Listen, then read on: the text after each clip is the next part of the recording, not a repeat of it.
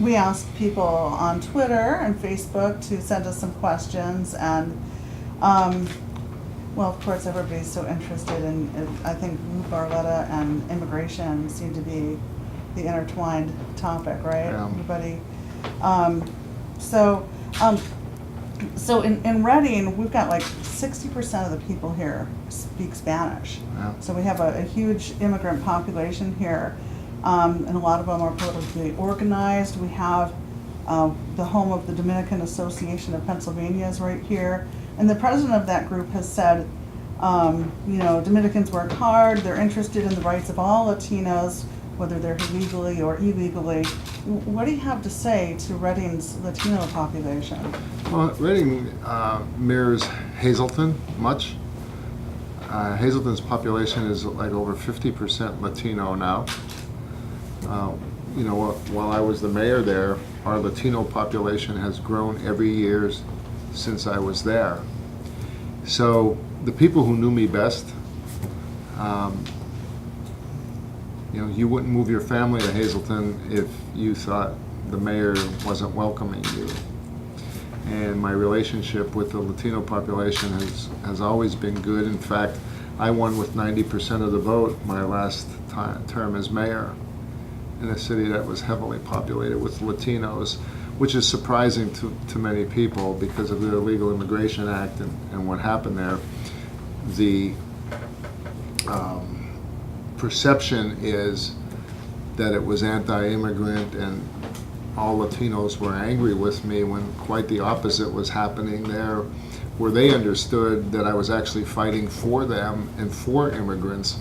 And that's where people get me wrong from the outside many times, is they don't realize the amount of support that I get from immigrants, because they understand, and I'm speaking for them, and I want them to have a better job, I want their children to have a better education and a better opportunity. And people who are hurt the most by illegal immigration, I wish we had another name for that, because so it doesn't get confused, but the people who are hurt the most are immigrants and legal immigrants and people who are at the lower end of the economic ladder, who are now competing for jobs, and they understand that. So I tell people who are here, immigrants who are here, I'm probably your strongest advocate. How so? Well, because it's unfair to people who come to the United States to make America their home. It's unfair to them not to give them a fair chance. It's like somehow we put them on a level playing field with people who just walked across the border. That's not the level playing field. It's like somebody who waited with their family to come here. It's not easy to come here through our legal process, which I want to change. It's not easy to do that. And when they do, somehow sometimes they tend to fight for everybody as it's equal. It's not equal. It's not fair to their children. It's not fair. It depresses their wages as well. It makes it harder for them to find a job. So I'm a strong voice for immigrants who come here legally, and most understand that. So when you say, but I mean, this fella from the Dominican Association says, what, legally or illegally, however you got here, now that you're here, you should have the same. Unfortunately, he doesn't make the laws in America. That's a very wishful thinking, but that's not America. I think some people do want that. But I don't think the majority of Americans believe that if we want open borders, and that once you're here, then we have no borders. And I don't believe that most people want open borders and feel the same way. For national security reasons, that's not a good idea. I'm on the Homeland Security Committee and the Counterterrorism and Intelligence Subcommittee, so I could tell you that's probably not a good idea for our national security to not know who's coming into the country, not be able to check anybody's background, not be able to check anybody's medical records before they come into the country. For somebody who believes that illegal immigration is okay and that once you're here, everyone should be treated equally, that's unfair to American citizens. That's unfair to immigrants who come here. And we have a process for those people that came here illegally. And I think they should follow the same laws that your grandparents did and my grandparents did. And it worked for generations before us. So I support legal immigration. Would you make changes? You said you want to make some changes. Mm-hmm. What are your ideas? So our legal immigration process does not work for our farmers. Agriculture cannot get people to work. And it's important for our own national security interest that we grow our own food. We don't want to be buying our food from China and India, but because we can't get laborers, ag labor is very difficult. Our guest worker program doesn't work for America's farmers. Mm-hmm. It's broken. So we force farmers to use illegal workers. They have no choice. So the first thing I want to do is fix that, and we plan to. We plan to have a guest worker program that actually works for farmers. What's that visa? So what it does is it allows them to use guest workers for 3 years before they have to go back. Farmers want to use the same workers because obviously you understand why. And so our guest worker program, it gives them like 3 months, and then this gives them 3 years, and it allows them to stagger their workers too, so that everybody doesn't have to go back at the same time, and then they get new workers. So it's not perfect, but they like it. And I support mandatory E-Verify, but not until we fix the guest worker program. You can't have a mandatory E-Verify without making sure that farmers are able to have a guest worker program that works for them, because you're going to force them to use illegal workers if that's not fixed, and then you're going to trip them up and catch them on E-Verify. So that has to be together, and that's what our bill will actually do, and farmers are fine with that. So that the other thing I'd like to do as far as on the legal end of it, we need to bring in people who we need here in the United States. We need to make our immigration system work for America. Like the lottery visa doesn't make sense. You shouldn't be able to, because your name was picked out of a hat, that's how you come into the United States. So we need to make sure our immigration system works for America, as well as for the people who we're allowing to come in. I don't want to belabor the point, but you address farmers and you address what you don't want, the lottery system. But is there a plan for people who aren't coming here as farmers, who want to get in? Are you saying that we should just enforce those laws and make people follow? Because it's very cumbersome to get in for people who do we should make it easier. We should speed up the process, streamline the process to come. But again, we allow like 1 million people a year to come here legally, which is the most of any country in America. In the world. Is that true? Yeah. Yeah, we allow 1 million a year to come here, which is the most generous immigration policy in the world. But it has to work for us. You can't just have all low-skilled people, because then you're making people who are in that category, you're pushing them out of work, and then they go on welfare, they can't find a job. So that doesn't make sense. So we should make our immigration system work for America, and also give immigrants that come here, give them an opportunity to get a job and grow and earn more money and help them. I want to help them. So my policies actually help anybody who's here legally. That's why I get a lot of support from and people are surprised by that. It's funny, and because I don't know if you remember the time during my time as mayor when I do. Okay. I worked at Pocono Records, so we were neighbors. A lot of national media came and said he's chasing immigrants out of Hazleton, and I'd say, well, that sounds good, and it's probably pretty believable, and you could probably write that story from Utah, because it must be what's happening, but that wasn't what was really happening. Hispanics were moving into Hazleton, and I would say to them, well, why would they do that? Of all the cities in America, why would you come to Hazleton if the mayor was trying to chase you out, would you take your family? You wouldn't take your family there because that wasn't what was happening. And to prove it, our Hispanic population has grown every year. But 60 Minutes wanted to do a story. And they would call like every day and ask me questions, and then they would check it out, and then they would call the next day, and this went on for like a month before they would decide whether or not they're going to do a 60-minute segment.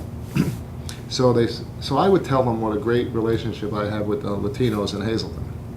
And they didn't believe me. They thought I was just saying that. So there was a big parade at the end of the year in Hazleton called the Fun Fest Parade. They get like 10,000 people. They said, well, before we decide we're going to do that, we want to check, we'd like to mount cameras on your car. And we want to see the reaction of the people when your car comes by.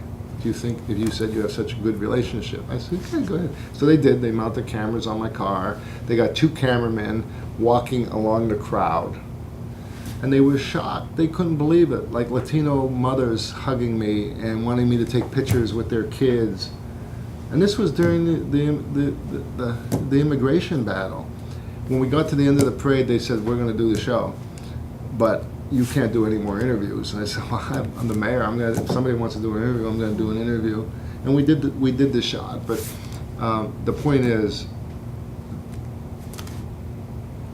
the Latinos that are here should know that I am probably their biggest cheerleader that are here legally. Can I take you back to the, Yeah. You mentioned the guest worker program, and you want to make changes to that.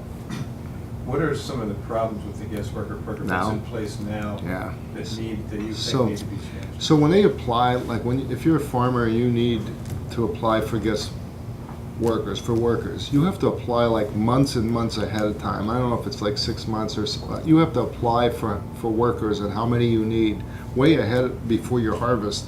So you don't really know what your harvest is going to be, if it's going to be a good year or a bad year.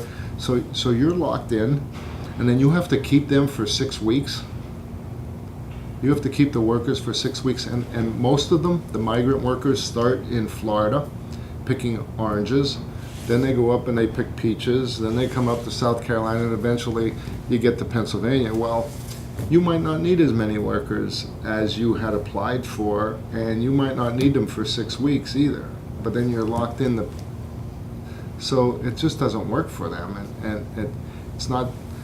So if they didn't have enough work, would these workers be basically sitting around for a week or two? Yeah. You're obligated to pay them and house them, They right? pay them and house them. So it just doesn't work. So they end up using, migrant workers who are here illegally, because they have to pick the harvest. They need them when they need them. They need how many is when they need, and they like to keep the same people because they know how to do it. So our program just was so rigid and that it just didn't work for them. And another example, so you get them for 3 months or 6 weeks or whatever the time is, but our mushroom farmers it's a 12-month a year. It's not a seasonal business. It's 12 months a year. I went down to see how I literally, because of the immigration thing, wanted to learn why is it, because they always say, well, you can't get Americans to do that, just pay them more money. I wanted to see for myself, and we need workers for that. It's, go try picking watermelons and see how many watermelons you're going to pick. It's not easy, and they can't find workers to do it. So I want to fix it, make sure that they have workers, and also fix our legal immigration system.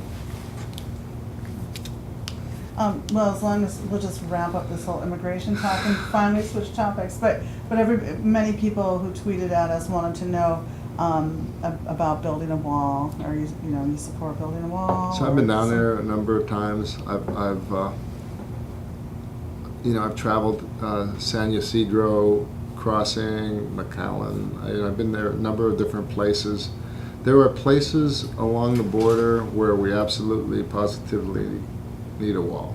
There are parts of the border that you don't need a wall because of the terrain. It wouldn't work, and because it's a desert where technology can really work. So if you crossed parts of that border in the desert, you're not going to see civilization for a long time, where technology can pick you up and you can just take a Jeep out and pick pick people up.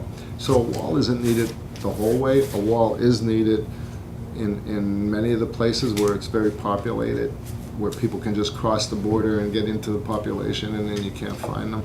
So there needs to be some kind of barrier, whether it's using combination of technology plus physical to secure the border. But, you know, the other thing nobody talks about, not nobody, some people don't talk enough about it.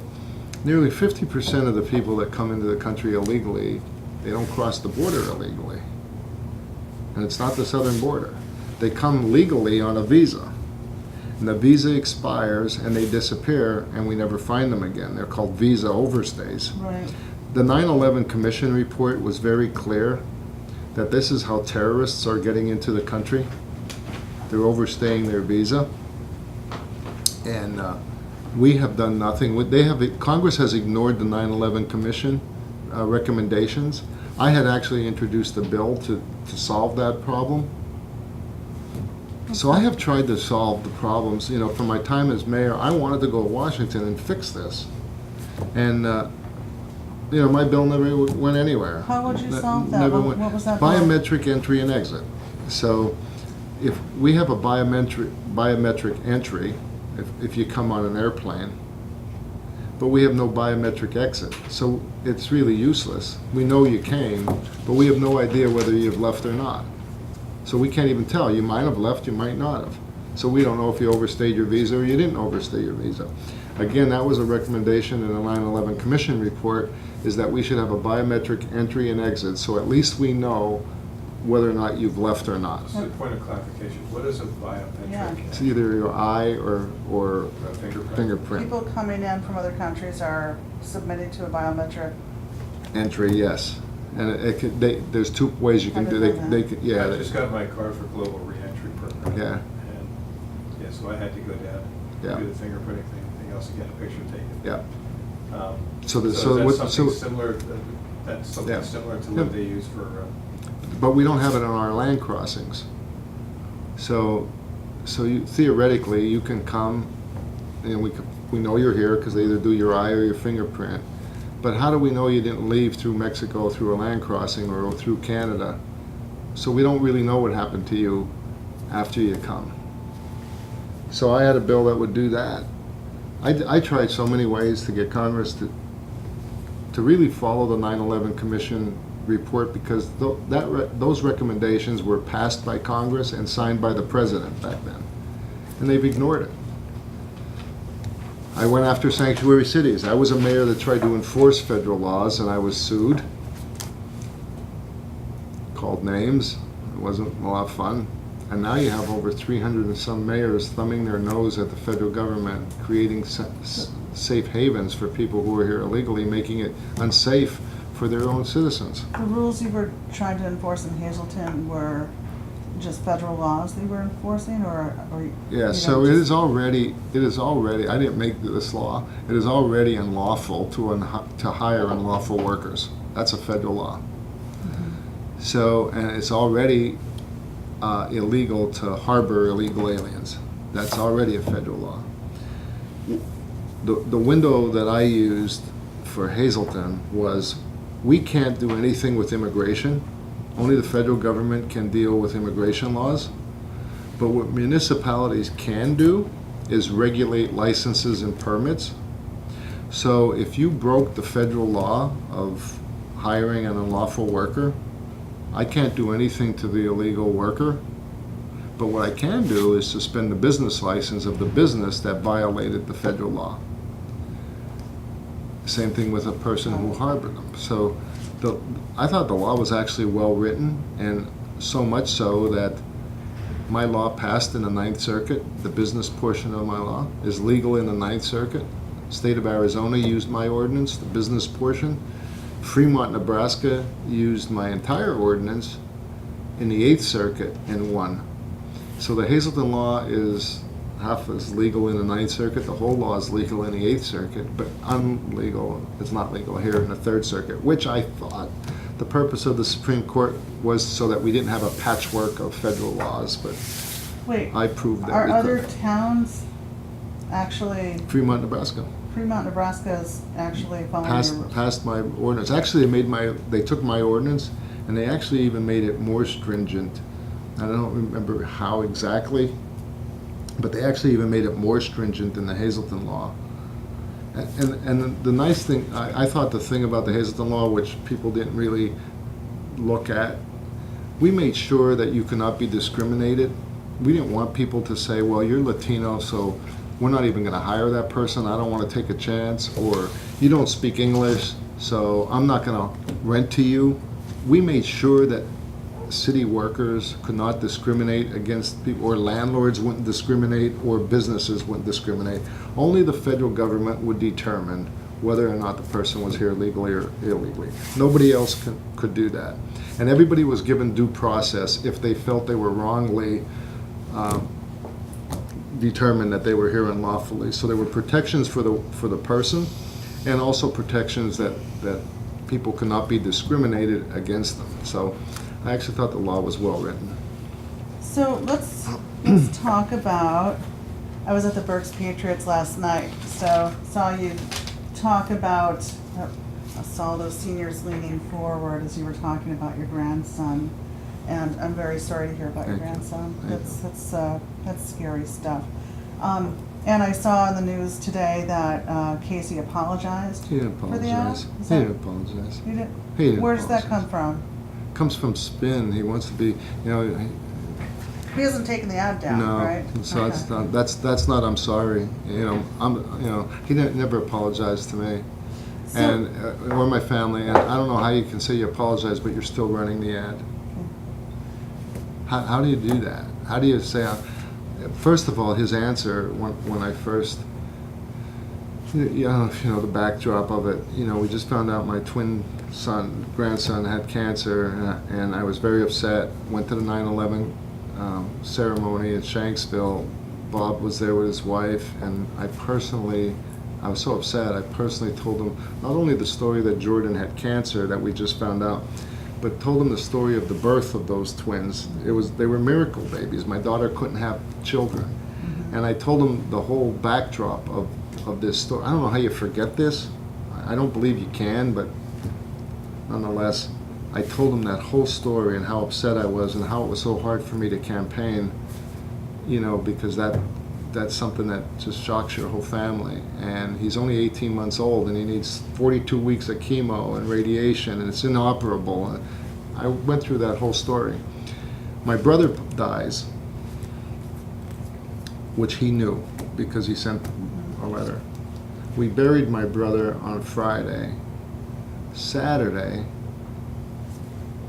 Casey starts running these ads with like mirrors my situation with twins with cancer, and then has the mother say, if Lou Barletta had his way, children like mine, might not get health care. Like I do have a grandson like yours. Yeah. And it crushed my daughter, not to mention my daughter had, to that point, had been trying to be a pillar of strength, and everybody fell apart. I mean, it was such a mean, heartless ad. So he took it down on Well, Scranton I Market? immediately asked, please take it down. Their campaign said no. And then I appealed to him how it's hurting my family, how hurtful this is. Not to mention I'm already still grieving over my brother. How hurtful this was. Please take it down. And you know what his first response is? And I think this, more than anything, is probably what hurt me most. If there was an ounce of decency in you and you really thought, oh my goodness, I didn't realize I did that, and the person tells you about it, you know what he said? Votes have consequences, and you will need to be, what was the word he used? You'll need to be responsible for it in November. It wasn't, I'm sorry. It wasn't, oh, I didn't realize, I forgot about your situation. It was cold-hearted and like, I'm going to stomp you even harder. And it wasn't until people said, this might be like, this was lower than anything. And 3 days later, it was, oh, I'm sorry, I'm going to take it down in Scranton where your family is. Really? Well, Bob, how about when my daughter takes Jordan to Children's Hospital in Philadelphia and she's sitting in a waiting room and sees it? How about my other daughter who doesn't live in Scranton and lives somewhere else? Maybe you just don't want your own friends and family to see how cruel this is. And then he said, I'll take it down there, but I'm still going to leave it up around the rest of the state. Does that, to you, would that be like, I'm sorry, or would that be... Well, let's talk about the content of the Yeah, act. which is a lie, which is Other than makes it even the worse. 20 thing and, the pre-existing conditions and all that. Thank you. You voted for some of that, did you not? No, Or- no. This is what's so wrong, and I wish people would just. This is what's so wrong. So we repealed Obamacare, which had protections for pre-existing conditions, correct? Right. Then we replaced it. We voted for a replacement for Obamacare, which is very clear. I mean, it's right in the bill. What's the bill number? HR 1121, I think, or something. But anyway, okay. Quiz time. Don't be sleeping over that. So anyway, the bill actually says you cannot be denied health care because you have pre-existing conditions. One, that's period. Two, we cannot increase, the insurance company cannot increase your premiums because you have pre-existing conditions, period. And three, you cannot be thrown off your policy if you have pre-existing conditions, in black and white. Right. But that's 93% of the people are covered there. Now, there's 7% of the people who are either have their own You're health. gonna have a gap at some point. Right, so let's talk about the 7% who have a gap, left their insurance go. Now they found out they have a heart condition, need heart surgery, and now they go to an insurance company. And the insurance company is going to say, well, I've got to charge you more because I know you're going to have a heart surgery, you have a heart condition. Okay, you can't. So what we did is we created a pot, a high-risk pool of money to give to the states that would pay the difference so that those folks can get health insurance, and this pot of money would pay for the difference in the. We actually took care of all of that, but this is what they did, because it is so mean and cruel to go after sick people and make them scared. They took the first vote of repealing Obamacare. As soon as you did that, you voted. You voted to deny people with pre-existing conditions, and then run commercials to scare people who have cancer, and mothers and who have children on cancer. How cruel is that? How cruel? And why are they getting away with that? Why are they getting away? Why is he running these commercials and nobody is saying, stop it? That's not true. You're only telling half the story. You're not telling the whole story. Stop praying. What has he done with? He's now spent $5 million. Scaring senior citizens that I'm going to throw them off of Social Security, I'm going to take away their Medicare, when I have been clear, and I keep saying this in every interview I do, Bob, I will save you some money. I will do nothing to hurt anybody's senior Social Security or their Medicare. Stop scaring people to get elected. Come up with some real ideas of your own instead of trying to scare senior citizens and sick people and going after your opponent's grandson who has cancer. I mean, it's just beyond me that people don't see the cruelness. The level of civility and decency in politics today, I think, is at an all-time low in American history. I think we saw that in the Kavanaugh case, where they didn't care if they smeared that man's life with no proof yet. They have no proof of what they accused him, and they tried to smear him. And I thought that was the worst until now, that in my own case where I have an opponent who didn't even care that I had an 18-month-old with cancer, was that cruel to run an ad that's not even true. And everybody's okay with this? I mean, I think Pennsylvania deserves better than that. I think you deserve better than that. I'm sorry, but that's just... No, I can understand that. That hits pretty close to home. So, one of the questions from Twitter was, this is worded so cruelly, but I'll just read it the way it is. Do you have any original plans, or do you plan on being a Republican rubber stamp? you know, I mean, do you have? Do I have original plans? I've done so Why many don't you things. tell us how you really feel? Just, it's. Do I have original it's plans? funny. Like, I've done so many things, you know, things that, thanks for the question, because they teed it up for me.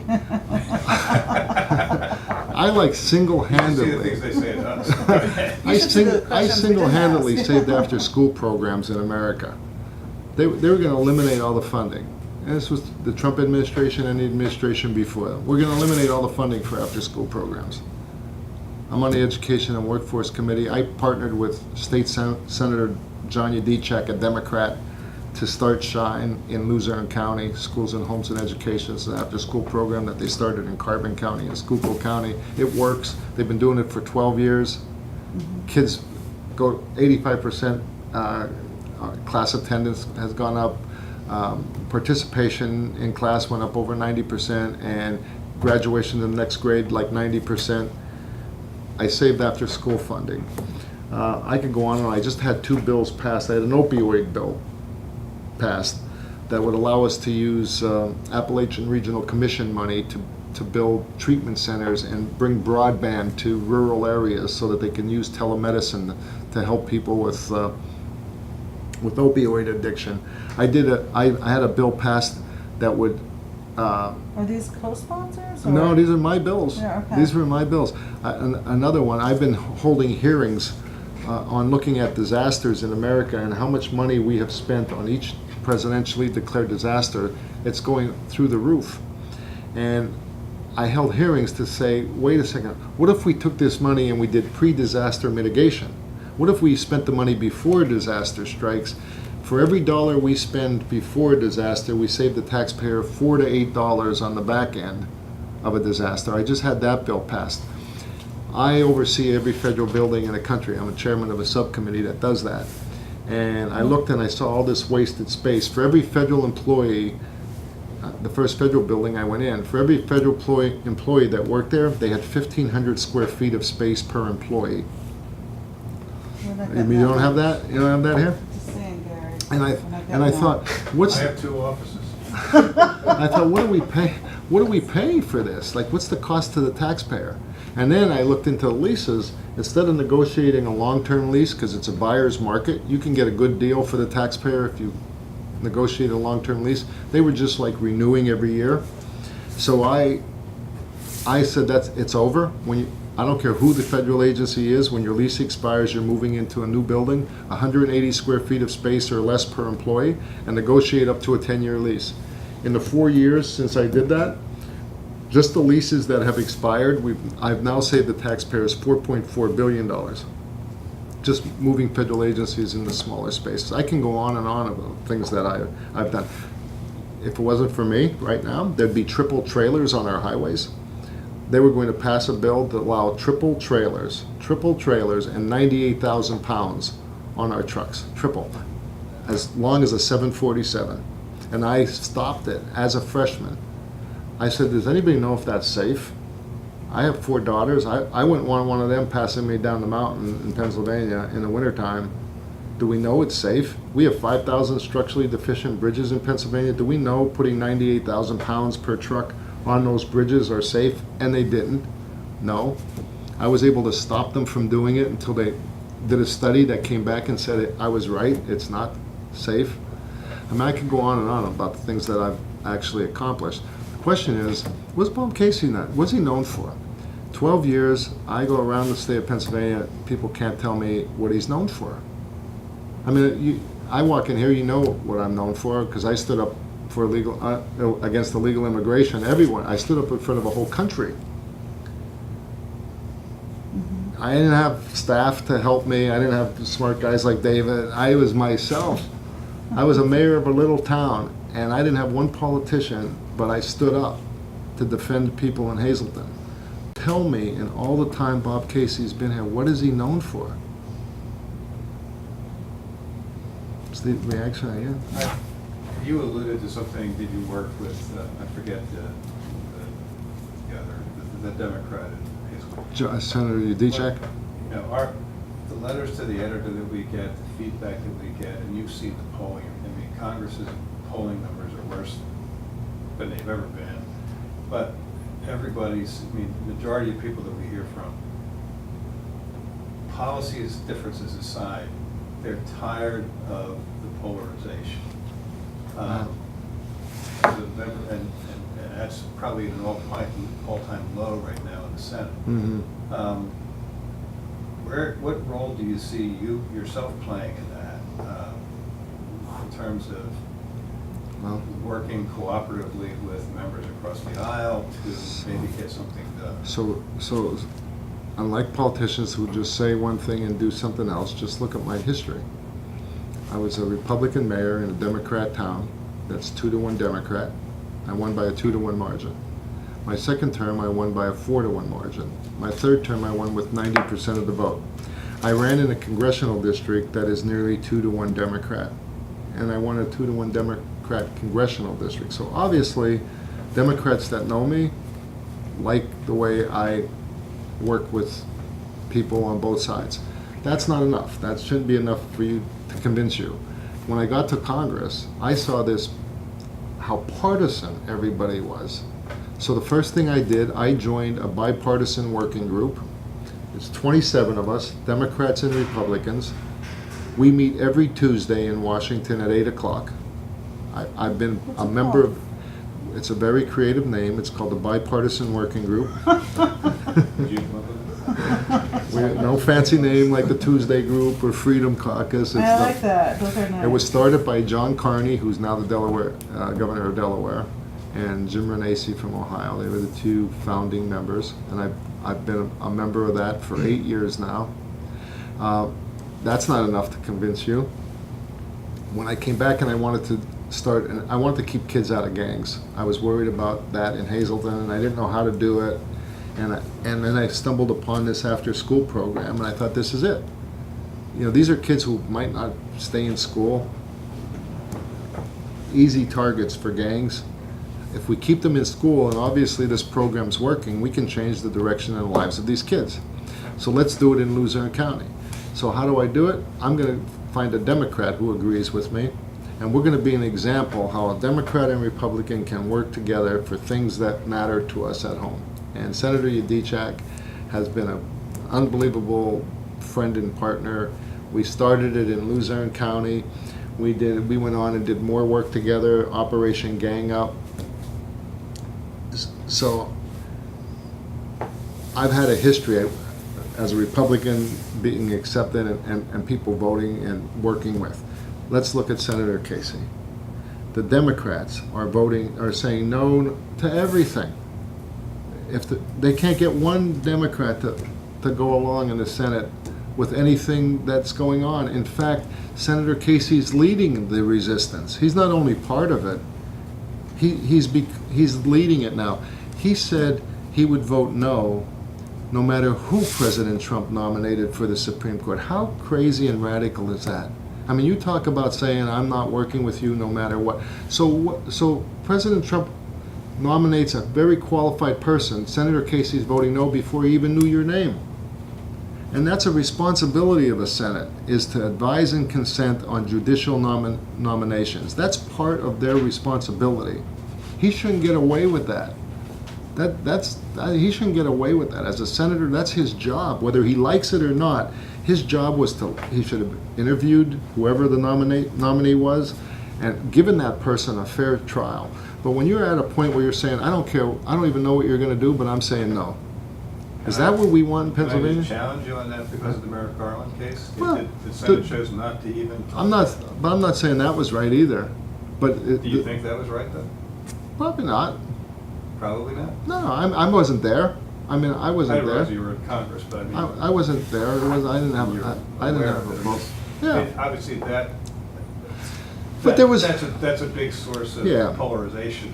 It is, and that could have been, again, there was a lot to it. That wasn't where it started either.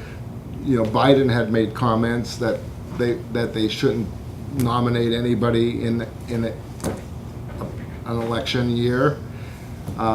Harry Reid blew up with the nuclear. I mean, there was a lot of polarization going on. Yeah, And I'm not saying Republicans are right. Believe me, I'm the first to say I point a finger at both of them. But I don't want my senator to be like that. And I'm going to tell you, if I'm your senator, I'm not going to be like that. So I'm not responsible for what they did. I don't think it's right. But I could tell you, if I'm the next senator here in Pennsylvania, I'm going to give everyone a fair shot, because I think you should. Bob Casey does not. So even if we agree with it or not, I don't think is this what we want to continue then? We can't make this the rule that we're now going to refuse to, no matter who it is, if it's the other side, we're not going to even give them a chance. I'll ask you a little bit about the local area here. I can't help but notice that you've spent a lot of time here. We've often noted that statewide elected officials and statewide candidates often bypass Berks County a fair amount of the time, and it's nice to see that you are paying a lot of attention to us. I mean, can you share any observations you've had from the time you've been spending here? Yeah, so I think Berks County reminds me a lot. You know, I'm still always a mayor at heart, and you know, after 11 years of working in Hazleton and trying to get things done, I enjoy talking to local officials. I enjoy looking at what other cities are doing. I'm interested in what kind of problems other cities have. I do believe all politics is local, and I think, you know, for me,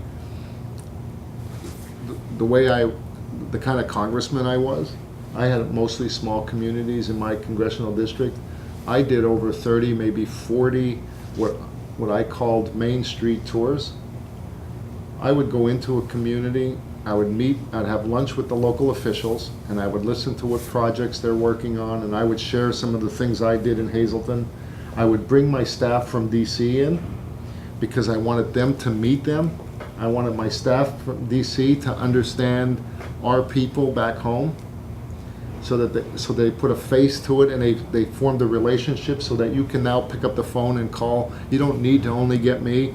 Now you're working together with my staff, and my staff knows what you look like, and so I wanted to build a relationship. I leave that meeting, I know what they're doing. I go to the volunteer firehouse to thank the volunteers. 94% of our fire companies in Pennsylvania are volunteer firefighters. We don't thank them enough. And they need volunteers. They're having a hard time getting volunteers, and I think that's a crisis that's coming. I like to let them know you have a friend in Washington who understands that. Then I go to the Main Street and I go visit businesses and talk to the business owners and people. When I leave that community, I have a good idea of what's going on there, so that when an issue comes up, myself and my staff, we have a thumb on what's happening in your community. I like being here. I like coming here. I like talking. I like to see what's going on. I like to see the changes. When I was a mayor, I didn't have anybody that cared about me and what was happening in Hazleton. I sort of felt like I was on my own, and Washington was this faraway place. I don't want to be that way. I wanted to be a congressman and obviously a senator that is connected with home. I don't like Washington. I like home. Bob Casey lost his way. You know what I hear most as I travel around Pennsylvania, other than I don't know what he's done, is we never see him. The only time we see him is election time. We never see him. In fact, one person said at least Punxsutawney Phil comes out once a year. We never see him. He gets elected and then away he's gone. I think people want to see their senator and congressman and want to know that I care. I've proven I care because I come here often to see what's going on, to see what's happening, to see what kind of problems, you know, what kind of problems, how's crime, how's drugs, what kind of economic development projects are going, what are you trying to do? I like that. And you know, it was amazing for me because I never spent as much time out in Western PA to see Pennsylvania there too. I like representing people. I don't want a title. That's why I think the biggest contrast between me and Bob Casey is he became senator and he lost his way. In 2006, he was a pro-life, pro-Second Amendment, moderate Democrat. Fits Pennsylvania. You know, I think, you know, that's why he gets elected. It's pretty good. Not crazy either way.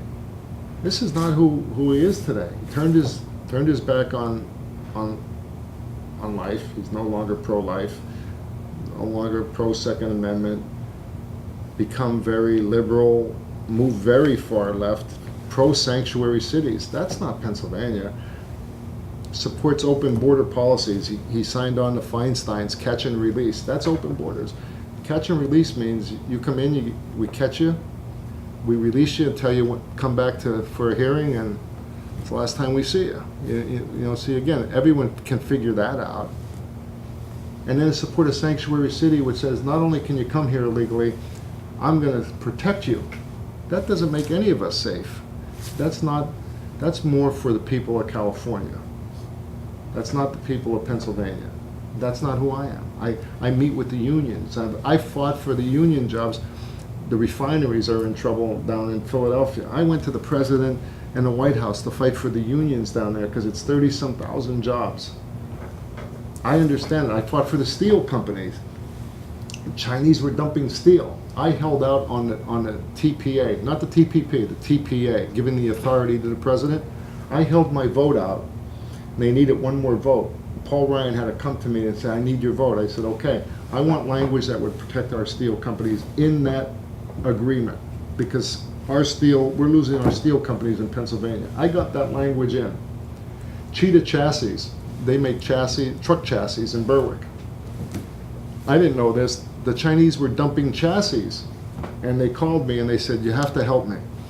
We went from 8,000 chassis a year down to 3,000 chassis. We went from 500 and some employees, we're now down to 80 employees. We're ready to go out of business. I went to the president, I went to the White House, and along with Tom Marino, and said, you got to help, the Chinese are dumping chassis in America. He put a tariff at the last minute on Chinese chassis, singled out Chinese chassis. They held a press conference 2 weeks ago. They're now hiring 125 new employees and starting a second shift, and they thanked me for that. I don't know if, can Bob tell us stories how he's fought for people back home like that? And that's the biggest contrast, I would say, if you had a look at the contrast between myself and Bob Casey. I think he's lost his way. It's not the same Bob Casey. He's very liberal. That's not Pennsylvania. I get attacked from both sides. I get attacked. Some people say he's a rhino. Other people say I'm a white ring. I say I must be perfect. If both fringes are saying there's something wrong with it. We say that all the time here. We're going to have to wrap this up. I'm sure you have someplace to go. Yeah. I have to write this before I go to another assignment too. Any other thoughts? I'd like to ask one last thing. I'm sure you know conventional political wisdom says that this is a real uphill climb for you. I'm gathering that you're feeling something differently from. Yeah. Tell us what you're seeing that makes you more confident than other people are in your candidacy. Here's what I think. I think that it is impossible for the pollsters to get Pennsylvania right.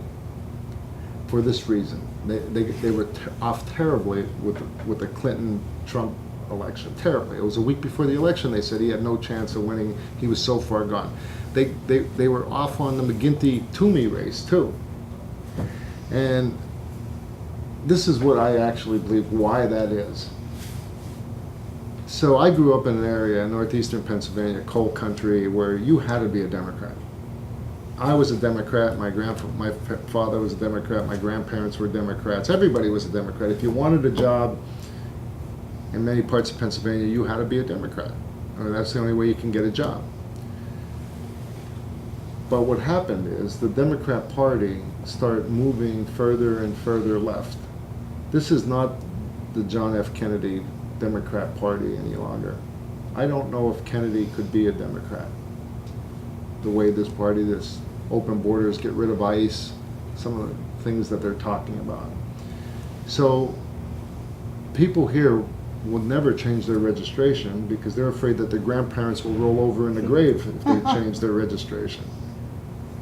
But they don't agree any longer with some of these radical views that the Democrat Party now stands for.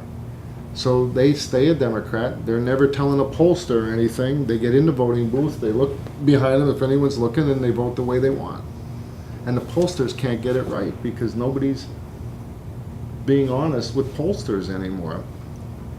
And they have this one wrong again. And the same thing is happening, the same feeling. I predicted Trump was going to win. I pleaded with him a week before the election in Gettysburg. He said, they told me the polls, I'm down by 6 points and sliding. They want me to pull out of Pennsylvania. I said, please don't pull out of Pennsylvania. The polls are wrong. Don't trust the polls.